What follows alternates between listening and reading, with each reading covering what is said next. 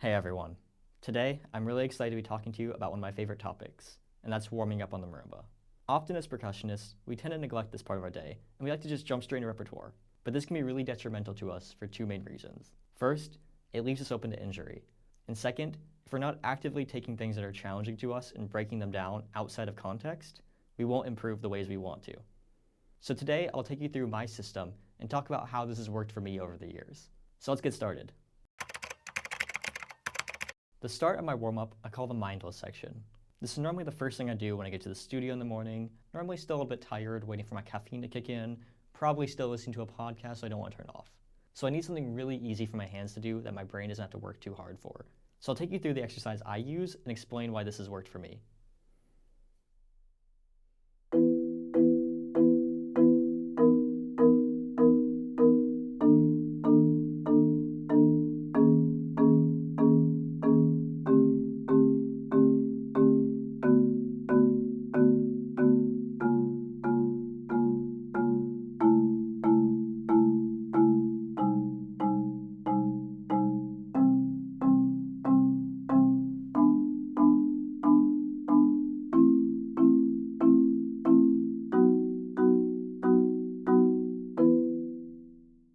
So this is really nice to get the hands moving. It doesn't take a lot of effort to do, and you can do it with any different muscle group. So wrist, arms, fingers, whatever you want.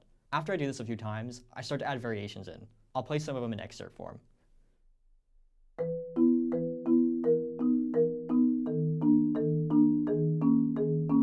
Now the opposite.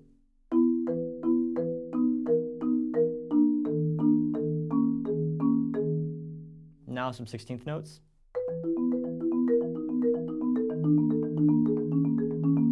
Now the inverse.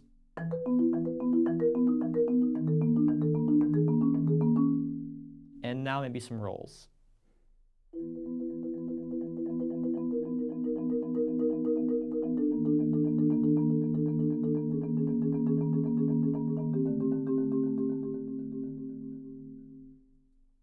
The options are almost endless. Now that our hands are awake, we can go on to the next part. I call this the long-term section. And here, we want to work on an overarching problem in our technique that we can't fix overnight. It could take a few days, weeks, months, or even a year, so don't be worried about the time. I can't tell you what you'll have to work on here, so you have to be really honest with yourself to find the issue. But for today's example, I'll use interval shifting and how I'd approach this. So first, let's start with a scale.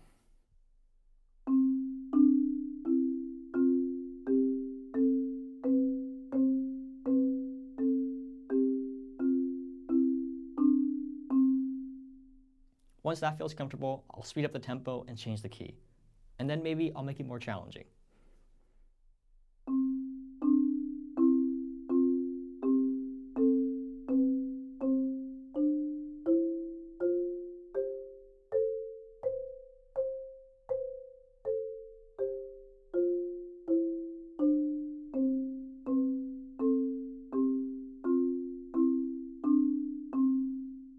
Make sure to do both hands, and you can do the same thing here with different keys and faster, slower tempos.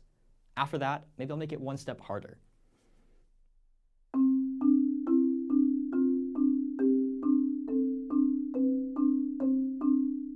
And you can keep going with this until you feel really comfortable with this technique. And then, once that's good, you can go on to the next thing.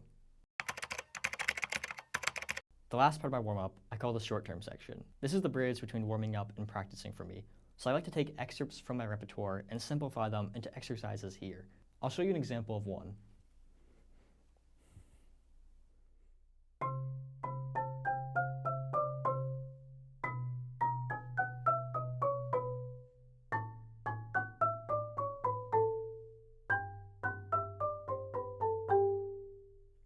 So I take something challenging from the repertoire and make it easier and play it in a simplified version here.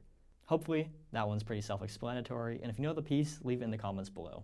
Thank you for coming along with me today as I talked about my warm-up process. If you have any questions, or if you try integrating any of this into your own practice, let me know how it goes in the comments below. Until next time, happy practicing.